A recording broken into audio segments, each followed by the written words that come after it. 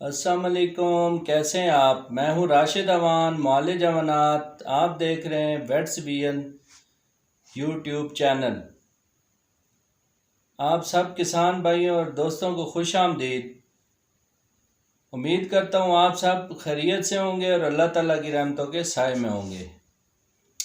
आज मैं जानवरों के सबसे ख़तरनाक बीमारी FMD यानी मुंह खुर के बारे में आप से बात करूंगा कि मुंह खुर क्या है और इसके क्या क्या नुकसानात हैं और कौन कौन से जानवर इससे मुतासर होते हैं और मुंह खुर की अलामात कौन कौन सी हैं और इसका इलाज कैसे करना है और हिफाजती वैक्सीन कौन सी लगानी है और कब लगानी है और क्या हामला जानवरों को ये वैक्सीन लगाई जा सकती है और छोटे बच्चों में भी वैक्सीन लगाना उतना ही ज़रूरी है जितना कि बड़े जानवरों में लगाना ज़रूरी है।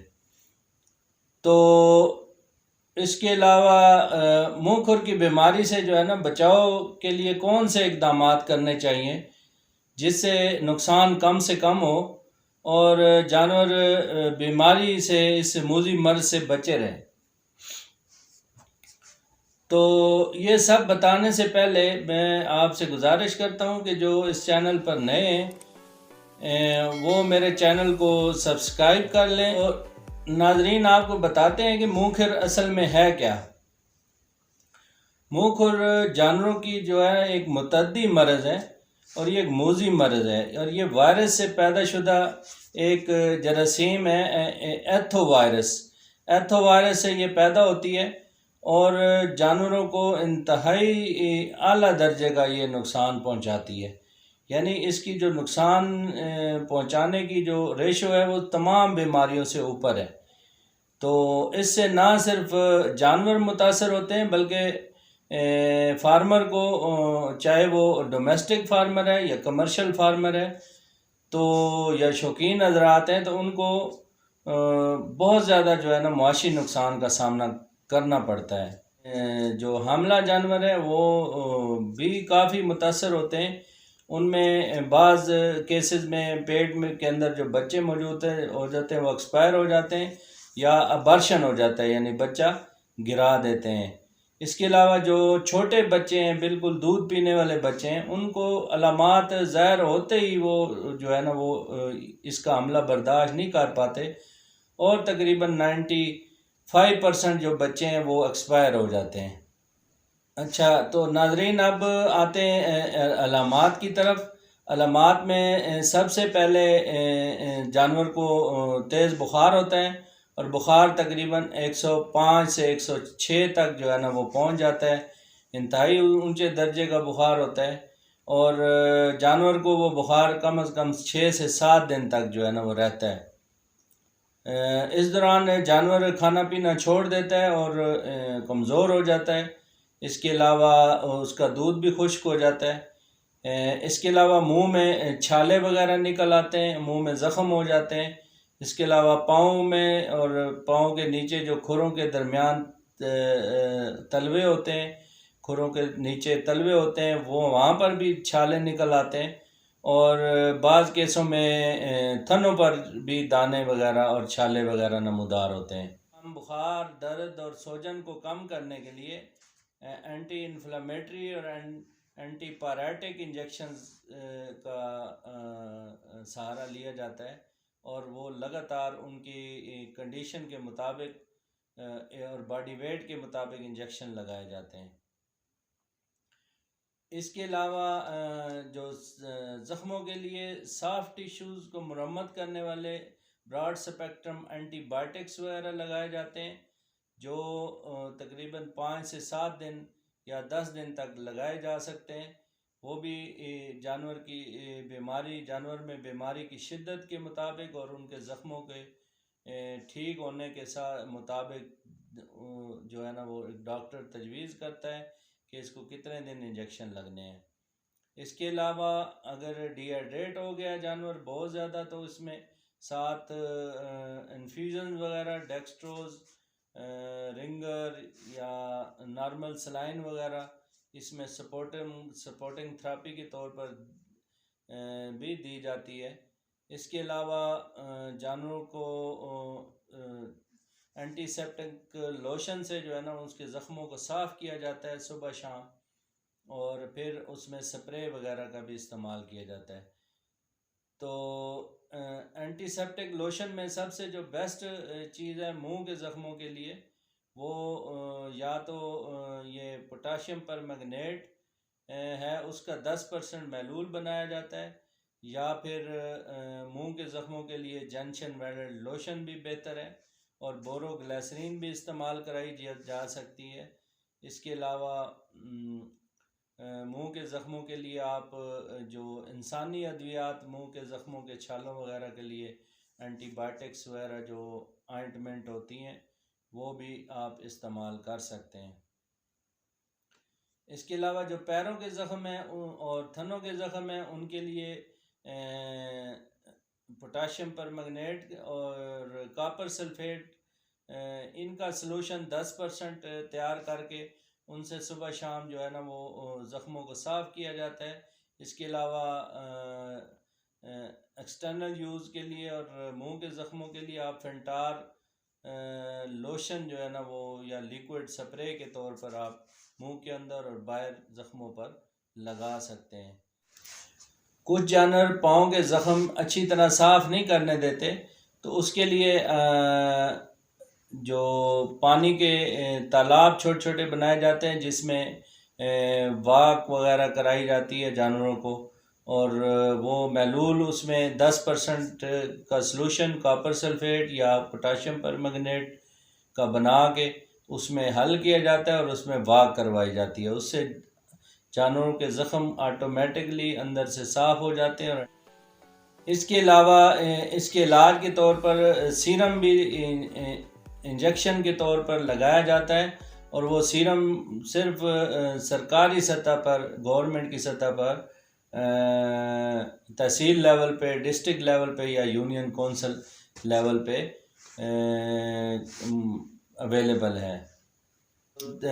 मुर्गियों के अंडे हैं, वो जानवर अगर बीमार हो जाएं तो उनको अंडे जो है ना उनको चबवाए जाएं। अंडों के चबवाने का ये एक जो उसके पीछे टेक्निक है, उसका जो असल मकसद है वो ये है कि जानवर जब अंडे साबुत चबाते हैं दांतों के नीचे, और वो उनके जो छिलके वगैरह हैं अंडों के वो उन छालों को लगते हैं, और छाले जो है ना वो उनमें से जो गंदा मवाद है वो निकल जाता है और छाले ख़त्म हो जाते हैं, और ज़ख़म वगैरह भी जो बने होते हैं उनमें भी वो छिलके लगते हैं, तो जानवर के ज़ख़म जो है ना वो जल्दी रिकवर होते हैं। ऊपर से आपने डालडा घी वगैरह भी इसके साथ इस्तेमाल कराएं तो वो इस पे मरहम का काम करता है। तो उसका तरीक़ाकार ये है कि बड़े जो जानवर हैं वो तकरीबन जो गाय भैंस ऊँट वगैरह हैं उनमें बड़े जानवर को तकरीबन 6 अंडे सुबह, 6 अंडे शाम, और 3 एक साइड पे दांतों के नीचे रखे जाएं और वो खुद ब खुद चबाए उसको, और 3 अंडे दूसरी तरफ रखे जाएं मुंह में दांतों के नीचे, वो खुद ब खुद चबाए सुबह शाम। तो इसके अलावा ऊपर से जब वो चबा ले और वो खा ले तो इसके बाद 100 ग्राम तकरीबन आध पाव जो डालडा घी है वो उसको नीम गर्म जो है ना वो उसको जानवर को पिला दिया जाए, तो इससे मुंह के ज़ख़म जल्दी ठीक होते हैं और जानवर खुराक की तरफ जल्दी आ जाता है। इसी तरह दरमियाने जो जानवर है उसमें तकरीबन 3 अंडे और बच्चों में 2 अंडे आप सुबह शाम ठीक होने तक दे सकते हैं।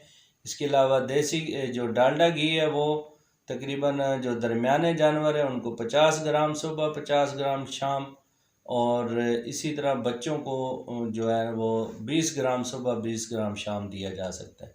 इसी तरह भेड़ बकरियों वगैरह हिरन में अगर ये मुँह खुर की अलामात हैं, मुँह ज़्यादा ख़राब है, तो उनको भी इसी तरह तकरीबन 2 अंडे बड़ी भेड़ बकरी या हिरन को आप दे सकते हैं, एक अंडा एक साइड पे एक दूसरी साइड पे। इसी तरह जो दरमियाने हैं उनको एक एक अंडा दे सकते हैं, और जो बच्चे हैं उनको आधा आधा अंडा, यानी एक अंडा 2 बच्चों को इस्तेमाल करवा सकते हैं। इसी तरह डालडा घी की जो रेशो है वो तकरीबन 20 ग्राम बड़ी भेड़ बकरी को, दरमियाने जो हैं भेड़ बकरियों में जो मिडिल एज तक हैं उनको तकरीबन 10 ग्राम सुबह 10 ग्राम शाम, और बच्चों को तकरीबन 5 ग्राम सुबह 5 ग्राम शाम आप जो है उनको वो डालडा घी नीम गर्म अंडों के बाद दे सकते हैं। तो इससे भी खातिर खा अच्छे नताइज निकलते हैं। इसके अलावा जानवर अगर ख़ुराक बिल्कुल नहीं खा रहे या कम खा रहे हैं तो आप उनको थोड़ी सी मेहनत करके, तो जैसे इंसान बीमार होते हैं तो उनको खीर वगैरह पका के दूध में दें, या दलिया, गंदम का दलिया वगैरह बना के दें, और उनको जो सब्ज़ चारा है वो उस पर ज़्यादा रखें, और उनको सख्त खुराक से बिल्कुल परहेज़ करवाएं, और बड़े तनों वाले जो सख्त सब्ज़ चारा जाते हैं उनसे भी उनको अवॉइड कराएं। छोटे जो सब्ज़ चारा जाते हैं जिसमें लूसन है, बरसीन है, या छोटी जई वगैरह है, तो वो आप दे सकते हैं। तो नाज़रीन, आते हैं वैक्सीन की तरफ, यानी इसमें हिफाजती टीकाजात कौन कौन से हैं और कैसे लगाए जाते हैं। और पाकिस्तान में तकरीबन 2 किस्म के जो वैक्सीन्स हैं वो दस्तयाब हैं। एक तो वैक्सीन पाकिस्तान में गवर्नमेंट ऑफ पाकिस्तान की वैक्सीन है जो उनके सूबाई दारुल खिलाफा में सूबाई सतह पर वो दस्तयाब है, और वो सूबाई सतह से वो अपने डिस्ट्रिक्ट और तहसील लेवल और फिर यूनियन कौंसिल लेवल तक वो मुहैया कर रहे हैं। तो फार्मर हजरात को वो और शौकीन हजरात जो है वो उससे भी इस्तिफादा हासिल कर सकते हैं। इसके अलावा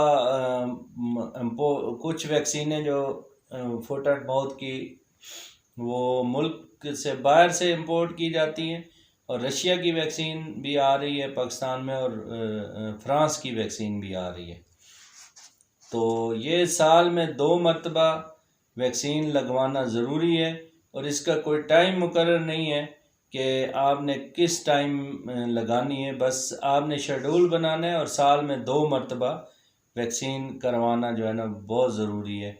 अगर फर्स्ट टाइम करवा रहे हैं तो इसकी बूस्टर डोज़ 1 महीने के बाद आप दूसरी बूस्टर डोज़ लगा सकते हैं, फिर 6 महीने के बाद, और फिर हर 6 महीने में एक दफ़ा वैक्सीन करवाएं, तो इसके अच्छे खातिर खा नताइज निकलेंगे, और जानवर बीमारी से बचा रहेगा, और इसमें क़ुव्वत मुदाफ़त बनी रहेगी। इसके अलावा वैक्सीन के लगाने से पहले एक नई रिसर्च भी आई है। वो रिसर्च ये है कि अगर 15 दिन पहले अगर जानवर को वैक्सीन लगाने से पहले अगर डिवर्मिंग करवा दी जाए और विटामिन E50 सेलेनियम का इंजेक्शन भी लगा दिया जाए, तो उससे जानवरों की क़ुव्वत मुदाफ़त जो है ना वो ज़्यादा अच्छे तरीके से बनेगी। और इसके अलावा ये है कि उसमें बीमारी के आने के जो चांसेस हैं वो इंतहाई कम रह जाएंगे। और नाजरीन, इसका वैक्सीन जैसे बताया कि ये बीमारी सख्त सर्दी और सख्त गर्मी में ज़्यादा शिद्दत से हमलावर होती है, और ख़ास तौर पर जो ईद उल ज़ुहा के मौका पर कुर्बानी के जानवर जब बिकने जाते हैं, और कुछ बिकते हैं कुछ वापस घर में आते हैं, इसी तरह उधर से पूरे इलाके से जो है ना वो ट्रैवलिंग करके मवेशी मंडिया में एक जगह पर इकट्ठे होते हैं, तो वहाँ पर ये जो है ना इसके वायरस ज़्यादा तेज़ी से फैलता है, और वो फिर एक वबाई शक्ल अख्तियार कर लेता है। तो इसके अलावा जो हमला जानवर हैं उनको वैक्सीन लगाना भी इंतहाई ज़रूरी है, चूँकि हमला जानवर को अगर खुदा न खास्ता बीमारी आ जाए तो उससे उसका अबॉर्शन भी हो सकता है, और बच्चा भी उसके पेट में मर सकता है। तो हमला जानवर को वैक्सीन लगाने का फ़ायदा ये है कि जो उसके पेट के अंदर बच्चा है, एक तो वो भी महफूज रहेगा, और वो उसको भी ऑटोमेटिकली उसको फ़ायदा होगा और उसकी भी बीमारी के ख़िलाफ़ क़ुव्वत मुदाफ़त बनेगी। जब वो माँ के पेट से बाहर आएगा तो वो भी वैक्सीनेटेड ही होगा। तो इसके अलावा बच्चों में लगाना भी वैक्सीन ज़रूरी है, चूँकि बच्चों में तो ये बीमारी जो ही अलामत ज़रा सी दिखाई देती है, हल्का सा बुखार होता है तो बच्चे एक्सपायर हो जाते हैं। तो बच्चों में भी वैक्सीन लगाना इंतहाई ज़रूरी है, हमला जानवरों में भी लगाना ज़रूरी है। लेकिन अक्सर किसान ये शिकायत करते हैं कि कुछ जानवरों ने अबार्शन कर दिए वैक्सीन लगाने के बावजूद। तो इसमें वैक्सीन का कोई कसूर नहीं है, वैक्सीन का कोई साइड इफ़ेक्ट नहीं है हमला जानवरों में। सिर्फ ये है कि हमारे किसान भाई या फार्मर हज़रात जो प्रेगनेंसी की जो मैनेजमेंट है उससे नावाकिफ़ होते हैं और वो उसको पूरा प्रेगनेंसी का प्रोटोकॉल नहीं देते, जिस वजह से जानवरों के अबार्शन के चांसेस बढ़ जाते हैं। तो अगर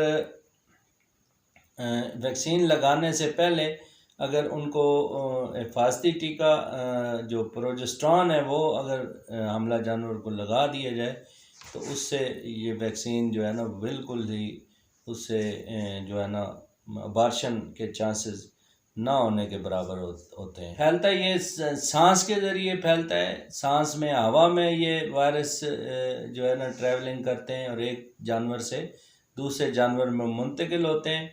इसके अलावा जानवर छींकता है और खांसी करता है, तो इससे भी जो है ना वायरस के फैलने के चांसेस होते हैं। और इसके अलावा जो हैंडलर है वो अगर एक बीमार जानवर को हैंडल कर रहा है और फिर वही अगर एक तंदुरुस्त जानवर को हैंडल करेगा तो इससे बीमारी के फैलने के चांसेस ज़्यादा होते हैं।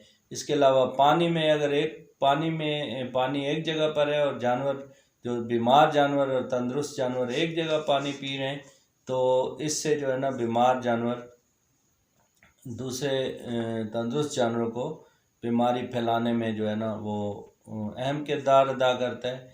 और ख़ुराक के ज़रिए अगर इकट्ठे खुराक खा रहे हैं तो फिर भी जो है ना वो बीमारी फैलने के चांसेस ज़्यादा होते हैं।